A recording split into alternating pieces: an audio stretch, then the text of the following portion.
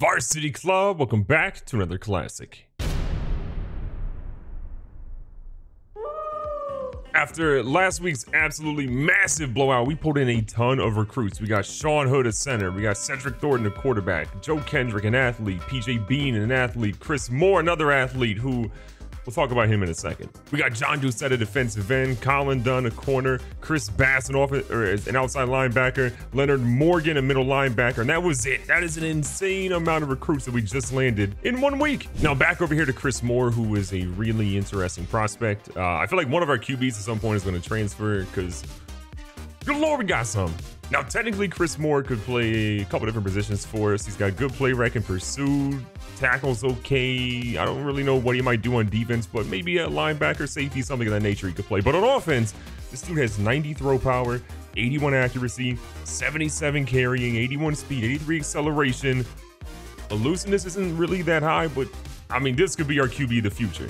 Did I mention that my man is built like an athlete? 6'5", 237 pounds, a 4-star athlete coming out of the Bayou country.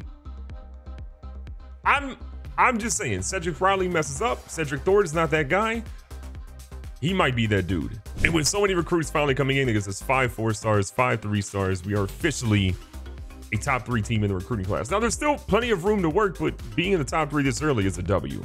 And speaking of being in the top 3, we are still sitting there in the top 2 spot for John McConnell. He didn't really move up at all. He sort of stays stagnant. A couple of new guys coming in. Aaron Adams. We've seen Xavier Watts, who was in last place, now moved up a little bit. And then Luke Doty, another guy, a quarterback coming out of South Carolina. I like where McConnell lives right now. Rivero had a solid game, 125, a touchdown, 43 in the air and a touchdown. But if McConnell keeps doing what he's doing with 5 touchdown games and puts up more yards, this trophy's his. From a top 25 standpoint, though, Notre Dame moved from 2 to 1. Oklahoma actually fell from 1 to 2. They even blew out K-State, but with Notre Dame beating number 13 Miami, that gave them a slight edge, and then they owned the tiebreaker. And then for us, we went from 4 to 3, officially in the College Football playoffs. We're still 3 overall, but being 3 in this is a W because we want to get in College Football playoffs and we want to try to win and avenge that loss to Alabama. Even though they're not even close, we want to avenge that loss somehow, some way. Now, this week we're facing a really tough Minnesota team, and I say really tough despite their record at 3-4. Let me show you why they're tough. They haven't had the storybook season they might have wanted this year, but if you look what they did last week, they fought number 6 Michigan. I know it's Michigan, but they ended up losing by 3 points. Against a top 10 team in the nation. This team can definitely get the job done. They had won 2 in a row before that. Michigan, they almost beat them. We have to be careful not to be on upset alert here. Minnesota has come really close to beating us before. They've also been a thorn on our side a lot, and they're trying to come out here today and shut us up, but we're not ready for that. McConnell was immediately quiet in the crowd with a nice little run there up the middle design on that QB read. Who else? But RJ Riley picks up a 13-yard first down. Trying to get Jason Barr going here. We got Gold sliding over for a little bit of extra blocking. Barr cuts this one back, tries to get to the edge, and you can see the vision is there. He just needs a little bit more of a burst. Now, keep in mind, Clayton McFadden, this is the 2nd game of his 2-game suspension, so we won't be seeing him today. We're going to see McConnell stretch. He thought he had the first down, but he is going to be a yard shy. 3rd and short. Gold again in the back there. He's been really good at picking up some of these blitzes that have come through from different teams this season. And look at Jason Barr get in the open field for his best run of the game, going for 15. Similar formation. We're going to try to trick him a little bit, putting Gold in motion, make him think it's a run, hit him with that play action. McConnell immediately scrambling out, feels the pressure, is going to extend this one for 10+ yards and gets out of bounds. Love to see that. McConnell under center. We got Stewart in the backfield. Baits him a little bit, but they are ready for that one as Baker comes back across for only 1. It's been a great series and drive so far, but it's not going to be great unless we end it with a touchdown. Jason Barr in the open field, fights forward, falls down, and he gets 9. 3rd and short. Barr still ready to go. Get a little breather in the previous play. He does go forward for 3. 1st and goal. Stewart coming in. If you played Barr in fantasy, I'm sorry, because it looks like Stewart's going to go in the end zone. He gets the first touchdown of the game, and just like that, we got ourselves a little lead. Kicker, make the extra point, please. Please. All right, we have fantastic news. The kicker actually made an extra point. So, Kirk Hancock, thank you very much. Your scholarship's still intact for now.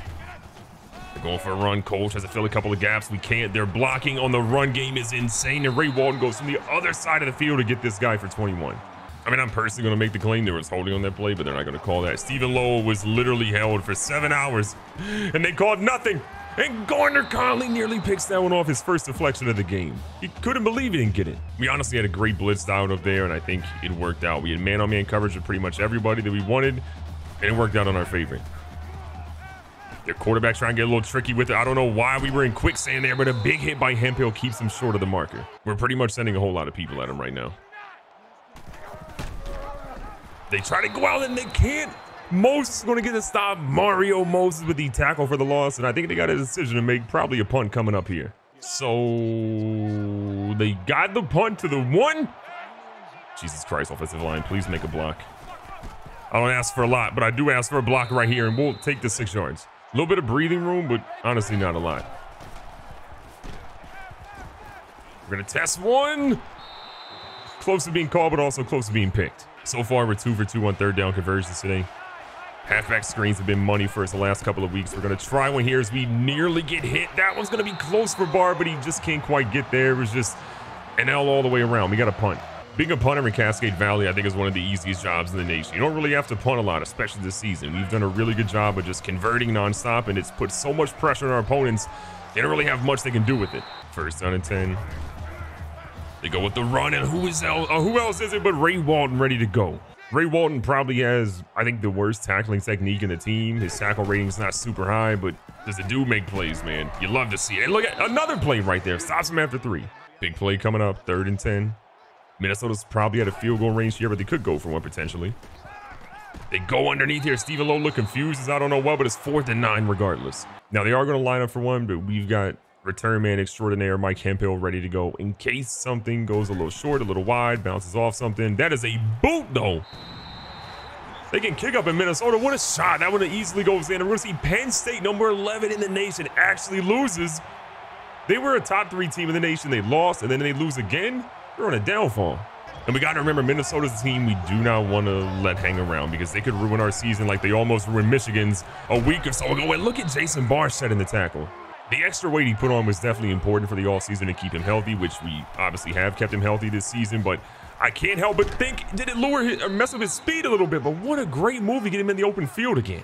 Even though he's a little bit slower, I think it all worked out in the end for him. Testing one deep here. Robert Roth with a one-handed grab 18 yards down the field. Coming right back at him with a steady dose of the run game. It's been really good so far, and Barr continues to push forward 5 more yards this time. It's been a bit of a weird game. The only touchdown for us has been by our backup running back, but at the end of the day, you take what you can get. Robert Roth taking a couple of yards there, gets about 3 or 4, makes it 3rd and short. We haven't been trying a lot of passes down the field yet. A lot of our guys really don't have great route running at this point, so they're young, they're unproven a little bit in the route running standpoint, and we're letting them sort of figure things out. But we know the running game is absolutely working, as we already have over 60 on the ground from Jason Barr. From the 18-yard line, McConnell under center.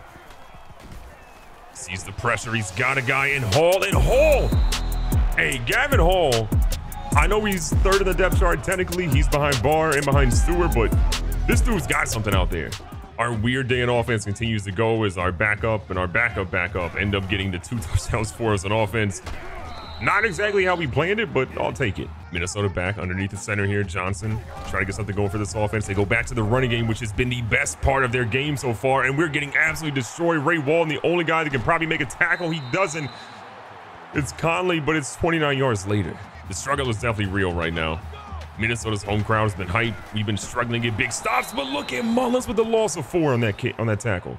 2nd and 14, they're back in shotgun. Our back's against the wall a little bit. We're feeling some pressure. They dial down for a short little underneath pass, and we got to get in the weight room. 3rd and 2. Needing to stop. Playing for the run. They don't go for the run. They got a couple guys deep, and it's John Hall. Rarely ever does he get burnt, but that one, he was some toast. John Hall went for the press, and it didn't work out for him at all. He absolutely got just destroyed. Our corners got to get in the weight room. Everybody's got to get in the weight room because right now Kai Thomas is having a career day against us, and there's plenty of time left in the first half. Even though our offense has been really good, there's a lot of pressure on us right now. We've got to come back and make sure we answer and show them that they can't hang with us at all. RJ Riley with a great reception there. He's going to try to cut back. He goes down about the 45-yard line, but he's looking good after 31. This season has really been a battle between Tom Baker and RJ Riley to see who has the most yards. Robert Roth has been great, but it's those 2 dudes that have got the volume of the big plays. 2nd and 8, a little over 4 minutes left in the first half. Barr tries to get out to the edge, does break a tackle on that one, but he does lose a lot of his progression and only picks up 1. This feels like 4-down territory for me. I don't really want to give up anything. We push on the field. We can't really come out here and go 3 and out. They're watching the screen. Stewart again, not as fast as our other guys. Is going to be short, but I think we're going for it. 100 yards passing so far for McConnell. Not a major day for him, but you know what? We'll take being effective regardless. Nice run here. Barr is going to get just enough, about 3 yards when he needed about 1. 32-yard line, single high safety.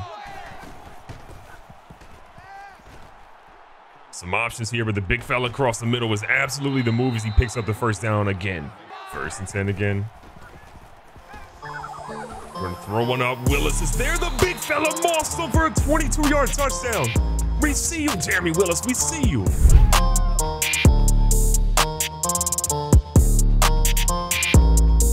Jeremy Willis doesn't make a lot of plays, but good Lord, does he make some incredible ones. What a grab in double coverage to go up and get that one and put the team on his back. You love to see it. Joey Johnson in Minnesota has been carving us up. It's been pretty apparent that he's got a role to do right now, and it is to destroy our defense. Case in point again. Dwayne Cole, whoever it is, anybody's covering anybody, they're getting burnt. We had been more of a run-heavy package, but we're going to switch things up a little bit and try to see if we can play the pass a little bit more. They'll probably go back to the run, but at this point, we're getting torched, so we got to make sure we do something, and our guys just cannot tackle. Joey Johnson goes for 16. This is unbelievable. Ray Walton has hip bursitis. We're not going to see him for a couple of plays, too. This is one of those games that makes you a little bit nervous now. Our guys are playing in such a poor way that you just know it's a matter of moments before a big play happens, and if our offense can't cash their checks, we're in trouble. Ray Walton checks back into the game here, probably a little bit earlier than maybe they would have recommended, but we need that guy right now. He's one of the few people that's getting big tackles for us. Cole and company go for something. They go for a quick pass, but Hemphill's all over it. 3rd and 5, playing the pass the whole entire time. We got to stop Joey Johnson in this Minnesota offense. We got a couple of people there, and he's still, we thought we were going to have him, but he shakes off the sack and throws a dot. And they're still alive. Joey Johnson is a true sophomore, 2nd-year starter, having the absolute game of his life, but we're going to try to get some pressure on him ASAP.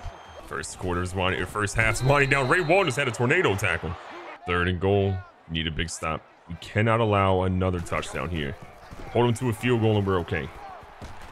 Big hit though. Mullins comes in, drops him for a loss, and we're going to call a timeout here because we want to make sure they kick a field goal and we get the ball back with a chance to do something. So another kicker obviously has a boot for a leg. Hit a 52-yarder earlier and had plenty of room to spare. This one should be a whole lot easier for him. This one is up. This one is perfectly down the middle, and that might be the kicker of the year. Give that man an award because he deserves it. Now we get a studio update. Number 8 Ohio State is now in the hot seat. Maryland is about to see if they can get an upset of their own. 53 seconds left, 2 timeouts and a dream. Let's see what this team can ultimately do. McConnell sees a whole lot of pressure. Has a guy wide open. RJ! McConnell's done a much better job of not scrambling unless really the pressure is truly there. And he had one, it didn't work out for him. Now we're throwing one. Roth is deep, and that gets batted away by Mario Nicholson in the weirdest way possible. 3rd and 9. Trying to obviously get a conversion here. McConnell has to throw one, and that one's hit away. We got to punt it and just pray that they don't do anything to end this half. We have an 8-point lead. There's a little bit of time left, but we're playing the pass the entire way. Just don't give up any points. Do not give it up. They have 22 seconds left and 1 timeout. They go with the little run up the middle. They're actually playing for a field goal right now, it seems. 11 seconds left. They're scrambling it back to the line. They put a man back in motion on the right-hand side. He goes down. Probably not a lot of plays for them coming up. They go for a pass to the edge, and we keep them in bounds. That's going to mean they have a chance to get to the line and maybe do something. They're going over the line. I don't think they have time to get the kickoff. Oh, they actually called a timeout, so they have plenty of time here. 1 second left. Their kicker's going to try to cut this lead from 8 to 5. This ball is up. I mean, that's an incredible kicker. He drills another one. They go down the field. We gave up points. Now it's a 5-point game. McConnell, he's done a lot, but I think we're going to need more.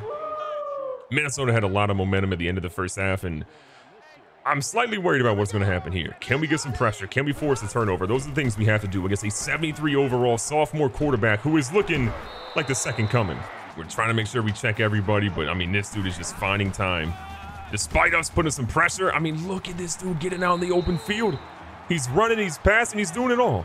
Now, wait a second. Joey Johnson actually just got hurt, so they're bringing in their backup quarterback. It's like Carpenter is his last name. We have no film, no idea what this guy can do or can't do, but we know that Mark Mullins can do a whole lot as he gets a stop. On 3rd and 1, we're going to see if we can get a little bit more of a pressure on these guys. We had pressure there, and Hempill, I mean, had great coverage. This is a great throw and catch by Gore. Starting quarterback, backup quarterback, quarterback was still in high school. Don't matter who they got. They're throwing for yards against us.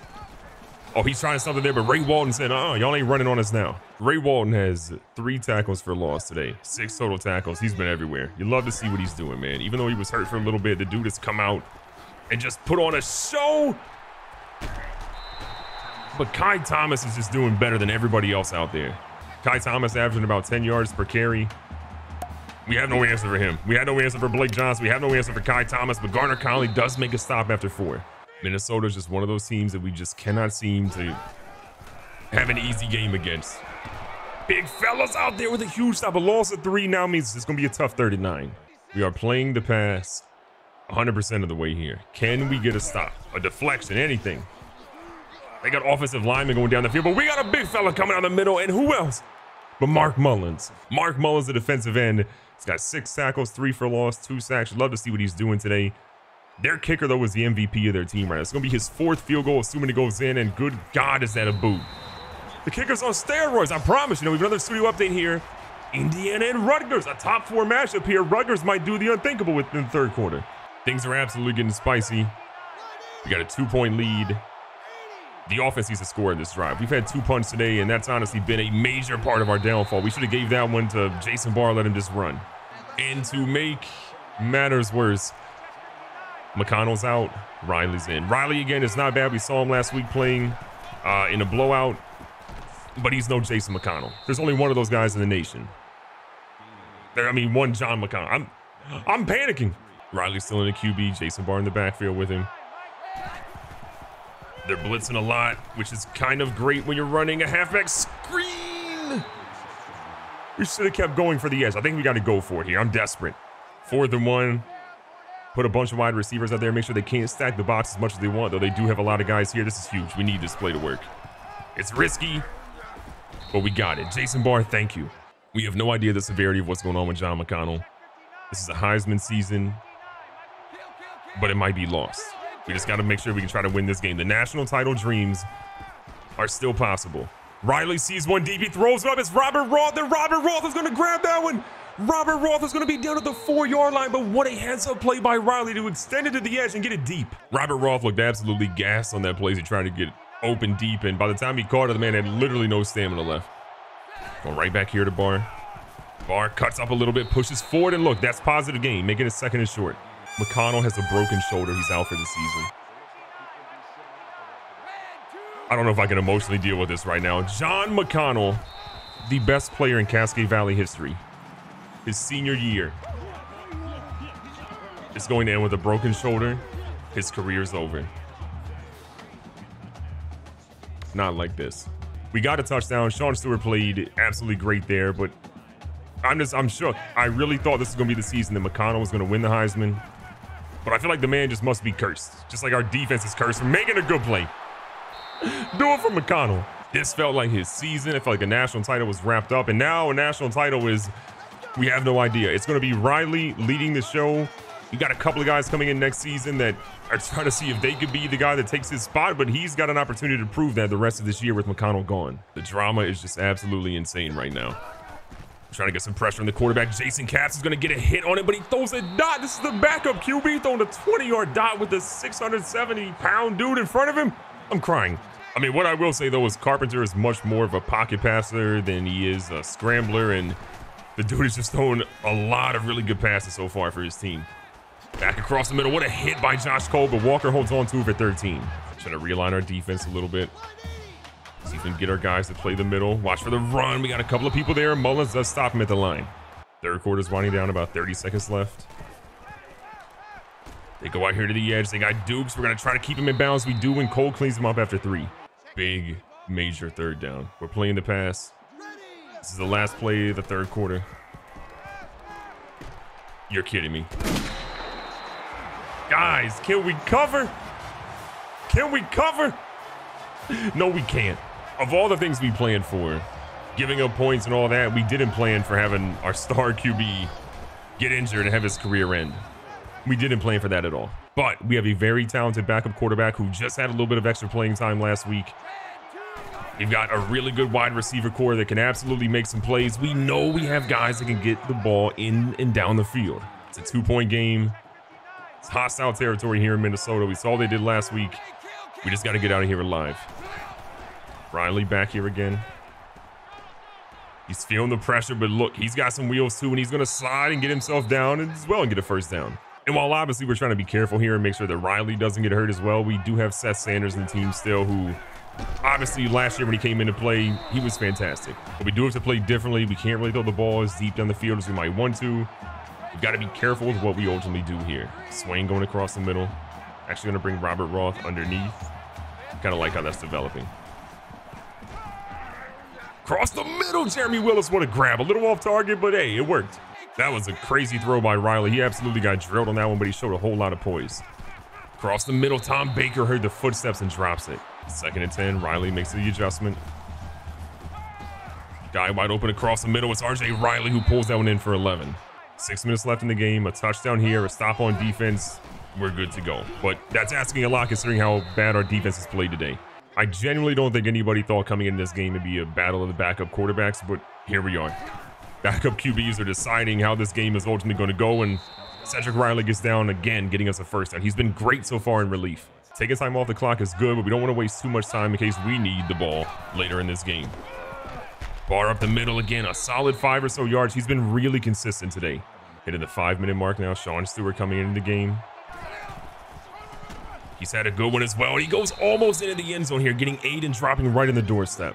Our hope is that this offensive drive has been so long. We've had 6 first downs. We've been trying to waste as much clock as possible. Our hope is that really the defense got beat down and that the offense just feels completely cold in the sidelines so that our defense can catch their breath and get a turnover. Jason Barr in the end zone. You'd love to see this first rushing touchdown of the game. And we need some stuff here. 4.5 minutes left. The extra point obviously makes it a 9-point game. So they need a touchdown and then something else. Their backup QB is still in the game, so obviously things are not going well for their starting QB either. Trying to play this one smart again. QB's by himself in the backfield. We know it's a pass coming up. We're watching for that the entire way. A lot of pressure on him. Hemphill, though, forces him out of bounds with a great tackle. Huge down coming up. We need pressure from the defensive line here for sure. A lot of pressure. Jason Cass is going to get the sack. We needed that. We got it. And all of a sudden, they were in a dicey situation. They got a punt. There's plenty of room for Mike Hemphill to potentially make a really good return that can set us up to secure this W. We just need the punt to be a little deep, and hopefully our coverage picks him up well. This ball's bound to the 45 or so. Hemphill's got it. Cuts back to the right-hand side. Hemphill's got some room in front of him. Hemphill's going to cut back a little bit, and they get him. But what a great return by Hemphill to put us in scoring territory yet again. With what Hemphill did there, that puts us in a really good spot to run the football with 3.5 minutes left and put a lot of pressure on Minnesota's defense, who already should be tired because they just were on the field not too long ago. Jason Barr with another great run, 7 big yards up the middle. Now with a comfortable lead, we're chewing as much clock as possible. Barr up the middle again. Love what I'm seeing. He almost breaks it out to the edge and picks up 12 more. Getting really close to the 2-minute mark. Barr has been absolutely fantastic today, especially since we've seen the injury to McConnell. He stepped up huge, and he goes again for nearly a first down. Minnesota uses their first time out, but again, with us on the doorstep, things are obviously tilting in our favor. Right back to Barr. He's going to stretch that. Looks like a horse collar to me, but they don't call it at all. And McMurvin is not happy, but he knows we're close. Minnesota's used their second timeout now. We're right in the doorstep again. 4 wide receivers out there, making him a little nervous. Barr shimmies a little bit. Second rushing touchdown on consecutive drives. This should put the game away. Defense, just go out there and do your job. Now, Coach McMurvin's just saying, look, in case something crazy happens, we need to go out here and make sure we get the 2-point conversion just to make sure if they get wild with it, that we're okay. Riley throws one and it's off Baker's hands again. 15-point lead is fine. Would have been a little bit better had we had 17 instead, though. Despite that touchdown, plenty of time left in this game. Minnesota's not fully out of it yet. They've shown they can score points and score them quick. Watching the running back out of the backfield. They throw instead of the right-hand side, and they get Hoffman out of bounds. And we get a late hit, but hey, they ain't calling it, so we're making them. I just want to point out their backup quarterback is a perfect 8 for 8 since he's come in. This man has not thrown a single incomplete pass today. We got some guys here. Mullins gets a hit on him. Conley's running the wrong way, and that goes in. Oh, we're in shambles. Oh, I don't know where Garner Conley was running, but it was literally to the wrong area. I mean, Mullins just misses the sack. Conley's looking the wrong way, comes back late. If it was Hemphill, that's probably a pick, but Conley doesn't make that play. Now things are crazy. A minute 51. They're right here. We're going to spread our line a little bit, watching the run potentially. It's a pass. And it's a dot to Daniel, who makes it a really interesting 7-point game. We're in trouble now. Onside kick. If they get this, I think we're crying. This one's going to Riley, who gets it and is able to get down and holds on to it. Thank God. The only good news we have right now is they have 1 timeout. So we just got to get a first down and we're up out of here. Don't turn the ball over either. They're going to be sitting, waiting on the run the entire time. This has been an absolute battle of a game. It's been a heartbreaking game too, considering with the even with the win, the loss of McConnell is going to just be a bit of a nightmare. We lose 4 in that play, and all of a sudden, the clock's on a run, but we need a first down. 3 for 7 on 3rd down. Just scored on 4 of our last 5 drives, but kind of need a miracle here. Barr gets this one. Barr cuts back. Barr's making a play. Barr hits him with a spin move, and this is a dicey 4th and 3. I can't believe he even got that close. We have to get a first down here. If we don't, they get the ball back. Sending Gold in motion. Jason Barr sees some room and he gets just enough yards. Ladies and gentlemen, that is going to be the ball game. We're officially getting the W, but good God, we lost so much. John McConnell, his career is over. Jason Barr gets the player of the game, 148, 2 touchdowns, 4 receptions for 24 yards. But the loss of McConnell, it makes things a whole lot more interesting the rest of the season. Recapping the stats, this is a bitter one for us. We see Riley go 5 for 6 for 99 yards. Again, he played absolutely fantastic in relief for us. McConnell goes 11 for 15, 133 yards, 2 touchdowns, doesn't get sacked, was on his way to having another fantastic game. But the injury is going to cost him the season. The last touchdown pass he throws was to Jeremy Willis. He then has a 3-and-out drive, which we have to punt. We come back at halftime, run a couple of plays.